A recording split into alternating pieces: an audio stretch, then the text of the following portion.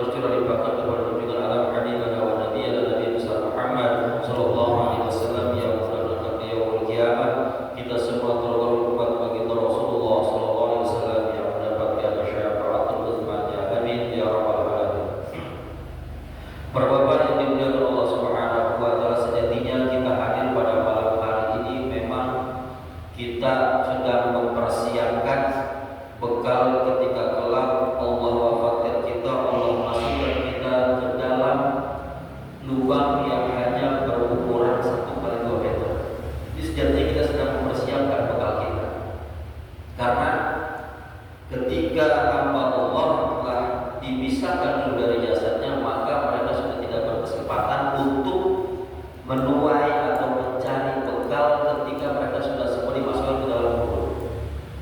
Jadi kita pada malam hari ini memang sedang mempersiapkan semua amalan-amalan yang kita kerjakan semasa hidup kita. Maka dulunya kita di tempat ini kelak nanti ketika kita masuk dalam kubur akan menjadi saksi semua. Semua akan menjadi saksi. Karpetnya, pecinya, sarungnya, bajunya, semua, bahkan dari setiap gerakan langkah kita nanti kelak akan menjadi saksi. Maka kalau kita renungi dari ayat Allah, wa ja'alna an-nahara ma'asha wa ja'alna al-laila libasa. Balik ya. Wa ja'alna an-nahara wa ja'alna al-laila dulu. Wa ja'alna al-laila libasa wa ja'alna an-nahara ma'asha. Allah menjadikan waktu malam itu libasa sebagai selimut untuk istirahat. Malam itu kan identik dengan gelap.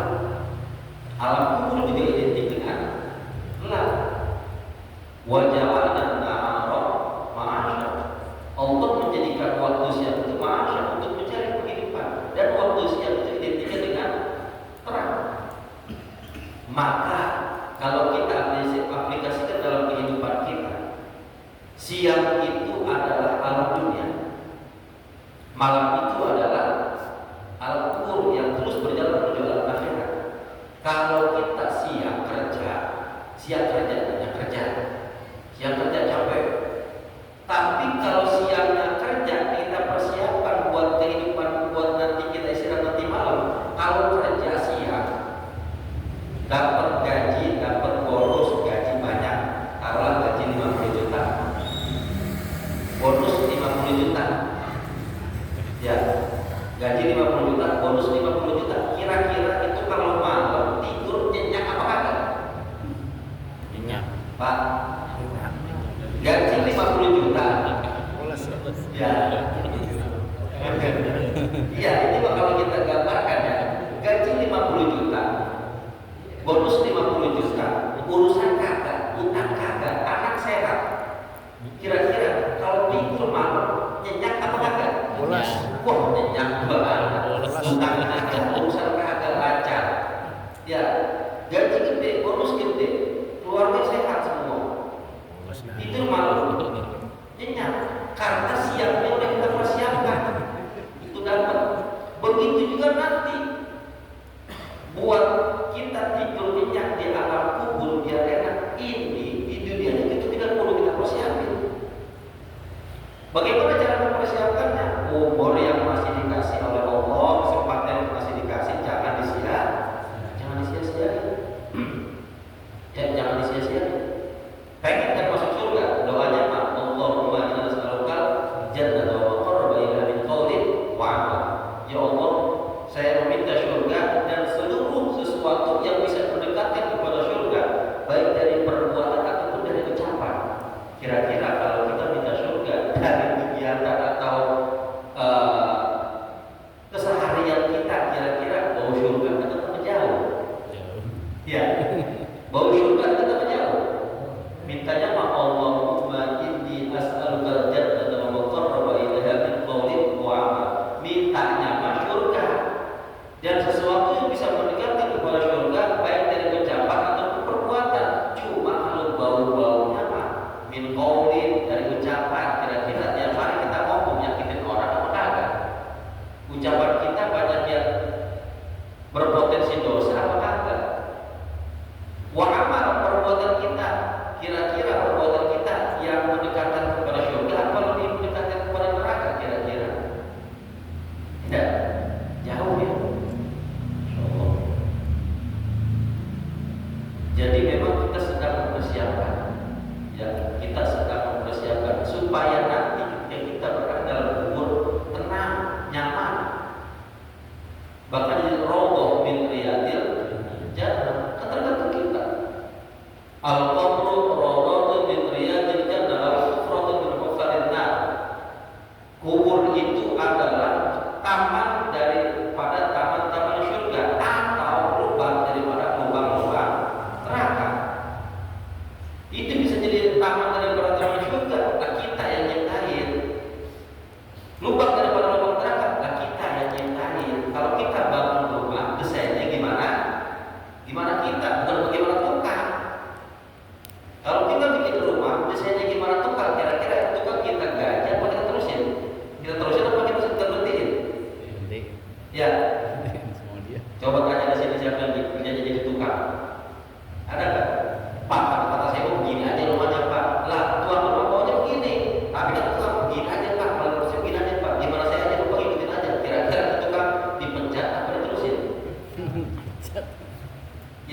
kencang.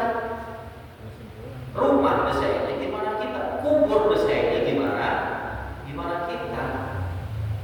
Ini kita lagi nyari bahan ini buat desain tempat kembalinya kita nanti. Ya, kita sedang desain sodako berbentuk apa nanti jadinya, sholat berbentuk apa jadi nantinya, bahkan senyum aja senyum paling kecil nanti bakal apa jadinya. Kalau ibarat rumah itu pernak-perniknya, variasinya rumah. Senyum nanti jadi apa tadi? Kubur kita nanti. Ya, sholat jadi apanya nanti? Puasa jadi apanya nanti? Haji jadi apanya nanti? Ucapan jadi apanya nanti? Tinggal tergantung kita. Ya, tinggal tergantung kita. Maka saat ini kita sedang mempersiapkan, pergunakan dengan sebaik-baiknya sisa umur yang masih diberikan oleh Allah Subhanahu wa Ta'ala. Maka sejatinya kita sebagai hamba Allah yang memang diciptakan tak lain adalah untuk beribadah. Wa ma khalaqtul jinna wal insa illa liya'budun. Diciptain cuma buat ibadah. Kalau saya ibadah terus kapan saya kerjanya? Lah kerja emang bukan ibadah. Kerja juga bernilai ibadah, tinggal tergantung bagaimana niatnya. Ya, tinggal tergantung bagaimana niatnya. Ketika niat kita kerja untuk menafkahi keluarga diniatkan karena Allah, maka bernilai ibadah. Gitu. Maka di antara ibadah-ibadah yang memang diwajibkan oleh Allah Subhanahu wa Ta'ala di pertemuan yang lalu telah kita bahas, yakni ibadah yang paling utama yang bisa membawa ibadah-ibadah yang lain. Ibarat kereta ini kepalanya yang lain berbau. Ya, tentang masalah sholat telah kita bahas dari mulai takbiratul ihram, dari mulai berdirinya takbiratul ihram sampai kepada salam, semua pergerakan-pergerakannya. Nah, ketika itu sudah kita pelajari, ketika itu telah kita dapatkan melalui bimbingan Tuhan Syekh Abu Zainal kita karangan beliau ini, maka ketika itu sudah kita dapat kerangkanya, tinggal kita masuk ke dalam sholatnya. Masuk ke dalam sholatnya. Kita udah kerangkanya, tinggal kita isi itu dalamnya. Isinya apa? Sholat yang bisa mendatangkan kekhusyuan, itu isinya. Kita buku saja dapat nih, tinggal isinya. Maka Tuhan Syekh berkata di sini, wa qala Syekhul Mu'allif rahimahullah ta'ala wa ada an-naf'ami wa bi-barakatnya wa tu'fikum fid dar al-amin wa imamu sholati, dan bermula tiangnya sholat al-khusyuk, itu khusyuk, wa hudurul qalbi, dan hadirnya hati, ma'al qira'ati, beserta bacaan-bacaan, wal zikri, dan zikir, bitafahumi, dengan pemahaman-pemahaman. Jadi inti pokok atau tiang daripada sholat itu adalah al-khusyuk. Nah, ini yang sulit. Ya, sulit. Bahkan para ulama mendefinisikan yang disebut dengan khusyuk itu berbeda-beda. Ada ulama yang mendefinisikan atau mengartikan yang disebut dengan khusyuk itu adalah ketika dia sholat dia tidak menengok ke kanan dan ke kiri. Ada yang mengatakan khusyuk itu seluruh anggota badannya itu tidak berkeliaran ke sana kemari. Ada juga yang mengatakan yang disebut dengan khusyuk itu adalah, ini yang paling sahih, yang paling kuat, yaitu jami'ul haibati wal amrati bima siwa sholati. Yakni yang disebut dengan khusyuk, yang disebut dengan khusyuk itu adalah berkumpulnya rasa takut dan juga menjauhi sesuatu di luar daripada sholat. Itu disebut dengan khusyuk. Jadi berkumpulnya rasa takut dan juga menjauhi sesuatu daripada sesuatu yang ada di luar sholat. Maksudnya bagaimana? Ketika kita sholat kita rasa takut. Takut sholat kita nanti tidak diterima, takut sholat kita begini, takut sholat kita begini. Maka ketika sholat kita udah fokus menimbulkan rasa takut duluan, takut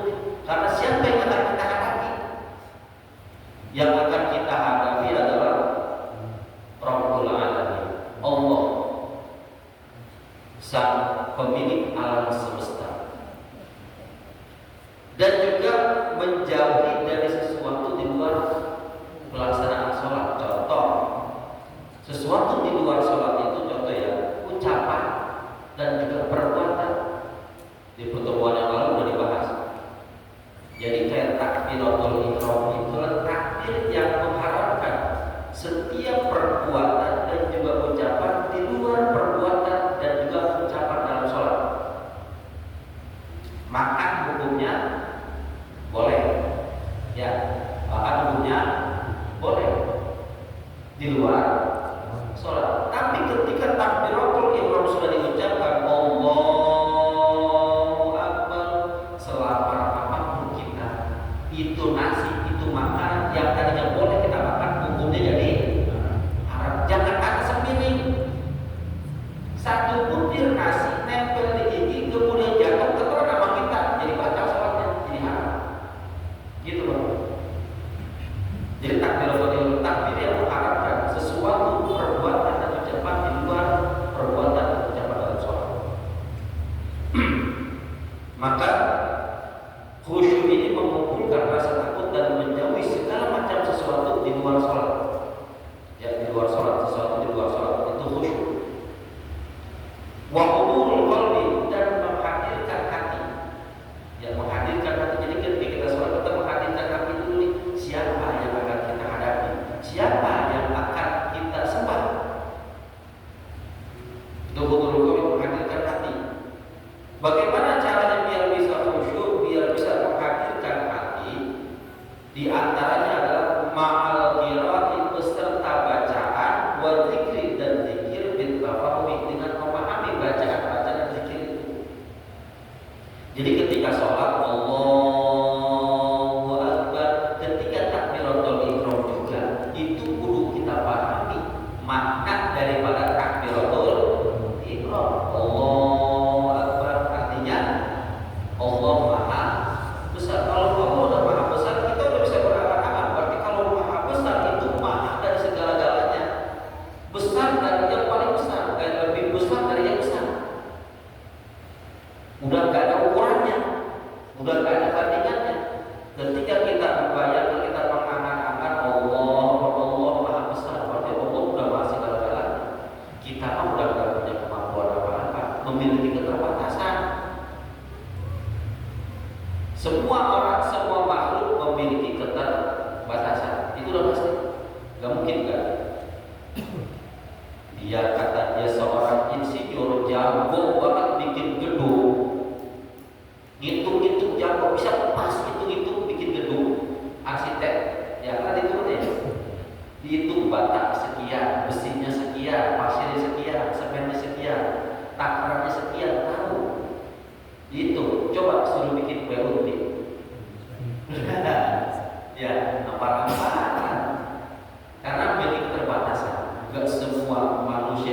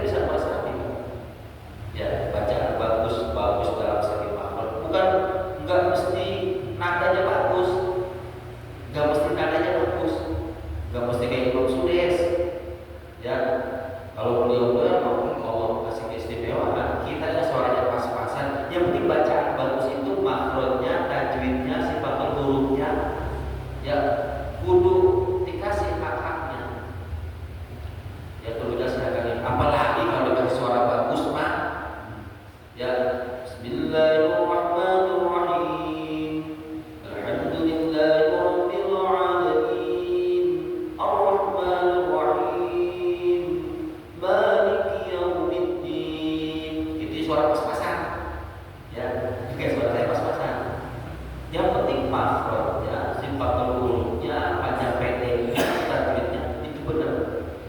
Gak mesti suaranya bagus, yang penting bacaannya bagus. Bedain suara dan bacaan. Biar ada suaranya pas aja, tapi kalau bacaannya bagus tinggalnya enak. Makhrajnya, ya, mana huruf kok, mana huruf a, mana huruf lo, mana huruf to, mana huruf do, ya, mana huruf shin, mana sin, mana ta, sa, sya, sepeda. Itu bisa menghadirkan kekhusyuan. Apalagi kalau imamnya enak, Pak. Imamnya enak, bacanya kayak di Masjidil Haram, ya, kita Masjidil Haram. Di sini aja dia betul Masjidil Haram karena ada, ya, orang habis baca surat, pas terakhir baca apa? Amin. Sakit anak imam kali itu, ya, ada, ada kan?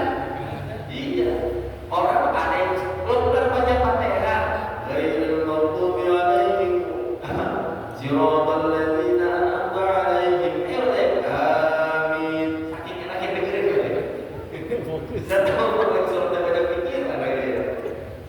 Jadi asalul qiraah yang membaguskan bacaan, ya, bagusnya bacaan.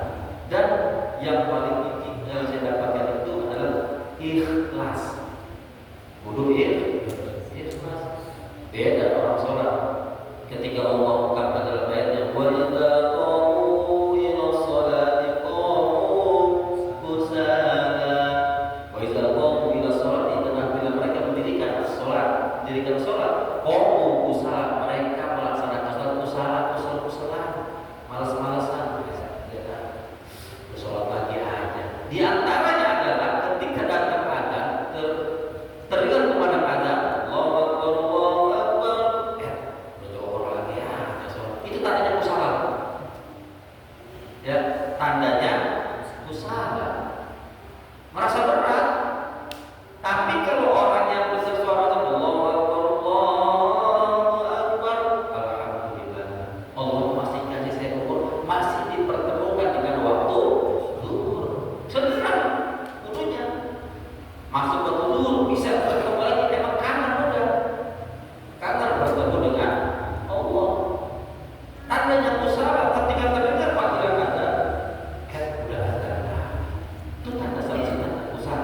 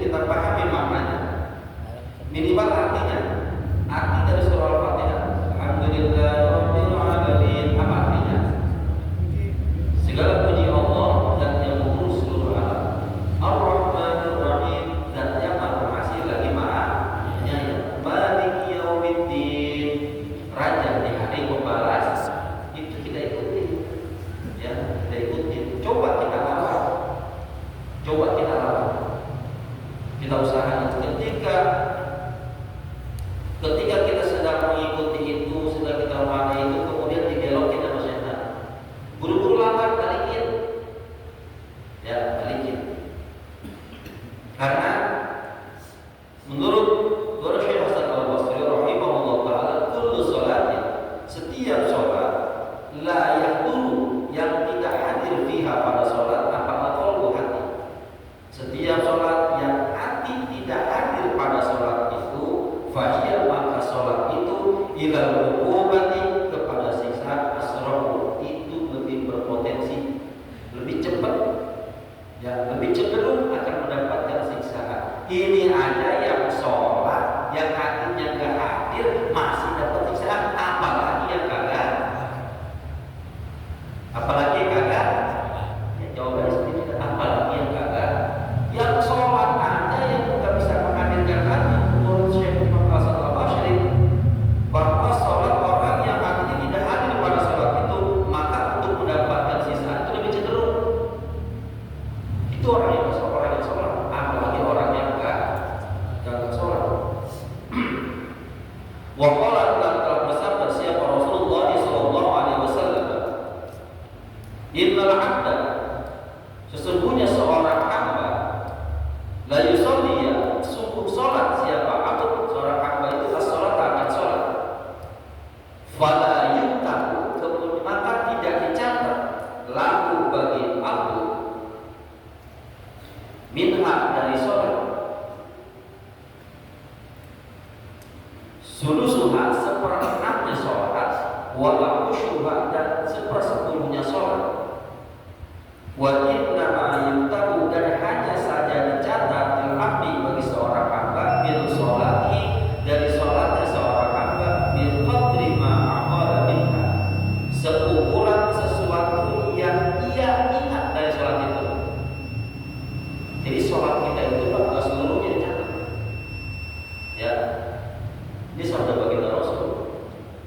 Seorang hamba dia melaksanakan sholat, tapi tidak dicatat baginya sholat itu seperenamnya, sepersepuluhnya, tetapi yang dicatat itu hanya sesuatu yang dia ingat dalam sholat itu.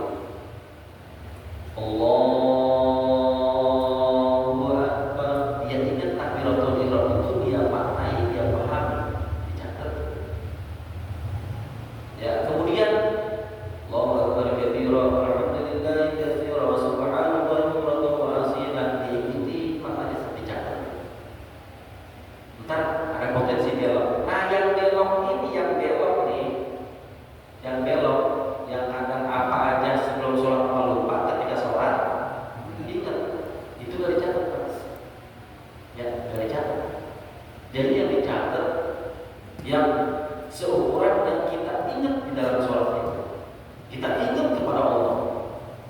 Nah, kita sholat, selama kita sholat ini kira-kira dari takbiratul ihram sampai salam, ada gak yang kelewat? Kira-kira ada gak yang kelewat? Ada gak yang gak belok maksudnya? Ada gak yang gak belok? Habis takbiratul ihram dah, kita ikuti tuh, kusuk sampai di samping kita aja kita nggak tahu.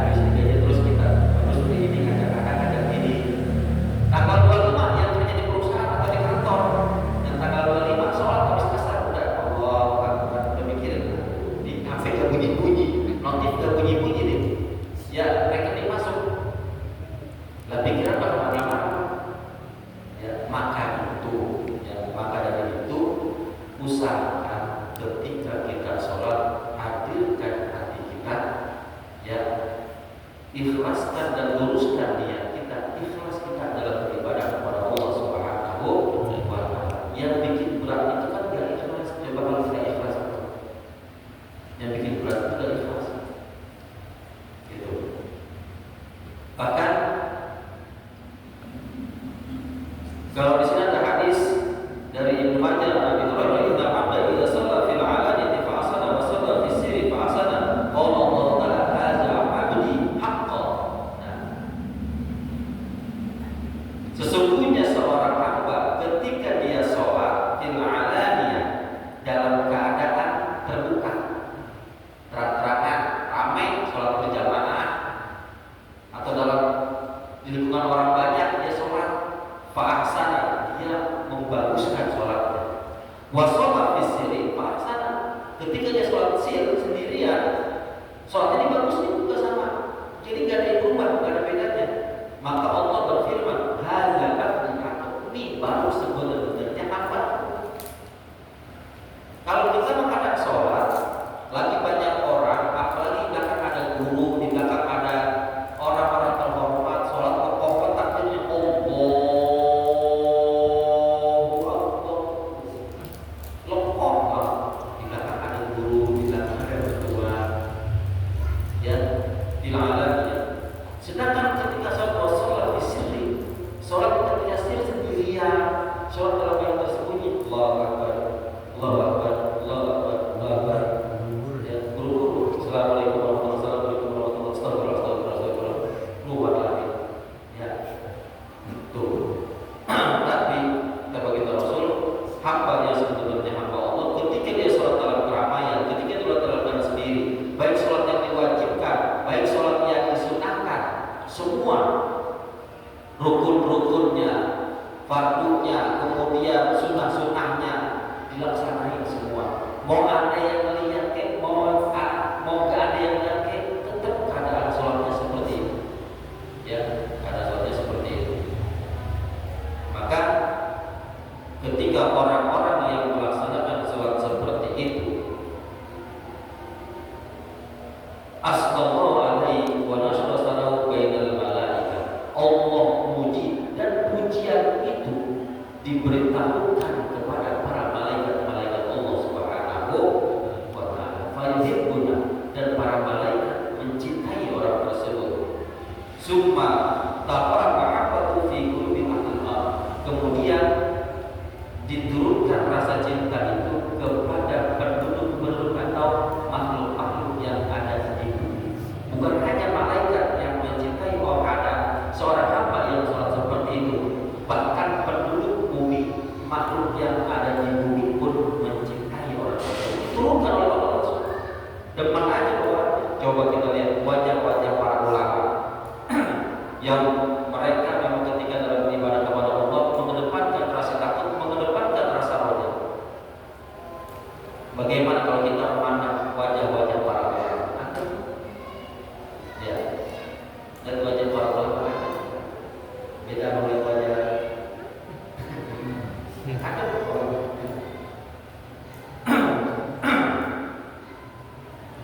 Jadi kita usahakan sekuat mungkin ketika kita sholat dengan semua yang tadi paparkan dari awal, dari mulai kita takbiratul ihramnya sampai kita mengucapkan salamnya. Ketika kita praktekkan itu rakaatnya dan kita isi, yakni dengan pondasinya. Kalau bikin pondasi mah bikin apa itu? Bistiknya ya, namanya bigistik. Ya, benar ya, yang dari papan itu. Bigistiknya udah kita bikin, tinggal kita isinya daripada sholat itu khusyuk, bisa khusyuk. Imam sholat, tiapnya sholat, pokoknya daripada sholat, kekhusyukan.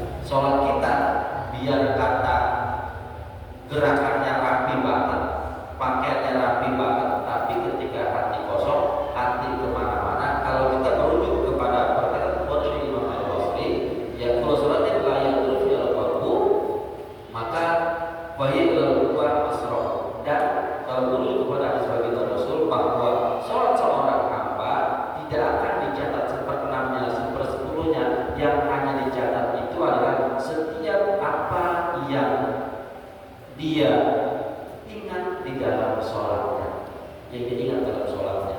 Jadi usahakan sebisa mungkin ketika kita sholat pertama-tama kita hadirkan dulu hati kita. Maka kalau kita sholat, kalau di awal sholat sebelum kita takbiratul ihram, kita dianjurkan baca surah An-Nas. Ya, bukan imam yang baca, makmum baca. Alladzi yuwaswisu fi sudurin nas minal jinnati wal ins. Itu kita baca buat memproteksi supaya syaitan nggak masuk dalam hati, supaya tidak menimbulkan was-was. Kita kadang udah baca surah An-Nas, kekongkot juga masih aja ya, masih aja. Ya. Jadi tanda-tanya besar. Apa yang jadi masalah? Bukan bacaan yang jadi masalah, ya. Bukan doa yang jadi masalah. Kita pertanyakan dalam diri kita ada apa? Ya, mudah-mudahan dari semua pemaparan ini bisa menjadikan kita hamba Allah ketika mendengar seruan azan, ketika datang panggilan untuk melaksanakan sholat, jangan sampai terlintas dalam ucapan kita, dalam perbuatan kita sesuatu yang bisa mengakibatkan kita orang-orang yang disebut oleh Allah wa idza qamu ila sholati usaha, orang yang malas, orang yang merasa berat. Tapi dulu kita merasa senang ketika terdengar seruan azan, bersyukur kepada Allah kita masih diberikan kesempatan oleh Allah Subhanahu wa taala untuk melakukan rukuk dan sujud kepada Allah. Karena itu nikmat yang luar biasa. Banyak orang yang dikasih harta berlebih tapi tidak diberi kesempatan atau dikurangi kesempatan nikmatnya, tidak bisa melakukan rukuk dan sujud yang sempurna.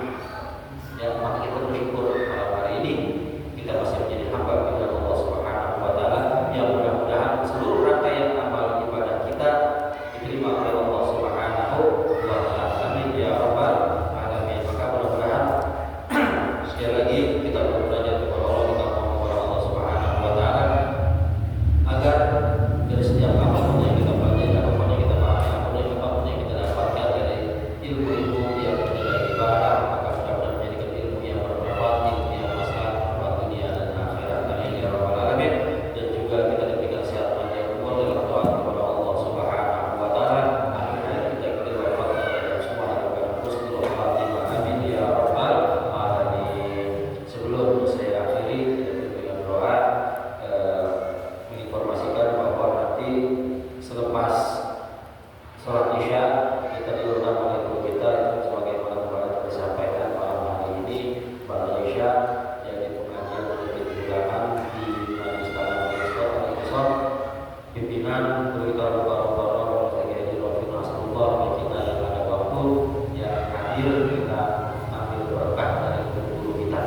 Hadir duduknya aja kita sudah mendapat keberkahan, apalagi kalau kita ikut berpartisipasi, apalagi kalau kita ikut terus kita ikuti guru kita. Ya, mudah-mudahan kita semua dapat keberkahan. Kita jawab insya Allah. Dan juga untuk kegiatan rutin kita setiap malam Jumat insya Allah besok itu di Musola Nurul Hajat, dari Musola Nurul Hajat. Dan juga nanti insya Allah hari Ahad subuh untuk khutbah insya Allah yang menyampaikan dosis yang disampaikan oleh Pak Ustaz Muhammad Rifki Maulana. Beliau adalah keponakan dari Kiai Haji Rosyan dan insya Allah nanti Ahad besok. Dan juga menginformasikan bahwa tadi sore ini mengenai donasi pengadaan karpet untuk ruang sholat wanita. Ya, alhamdulillah tadi sudah pesan karpetnya, dan insya Allah nanti hari Jumat pagi, ya hari Jumat pagi, bahkan hari Kamis besok sore karpetnya nggak dikirim di sini. Ya, karpetnya dikirim, tapi eksekusi pemotongan insya Allah hari Jumat pagi. Jadi kalau hari Kamis tahun depan kita kalau ada duit apa pada ya saya soalnya lumayan mahal. Ya, kalau ada duit, ya itu dikatakan bilang. Jadi eksekusinya nanti pemasangannya insya Allah hari Jumat pagi. Dan bagi yang ada waktu bisa di sini bisa kalian lihat, jadi menyaksikan nanti jenis karpetnya sama kayak gini, biar sama. Ini warnanya begini, modelnya sama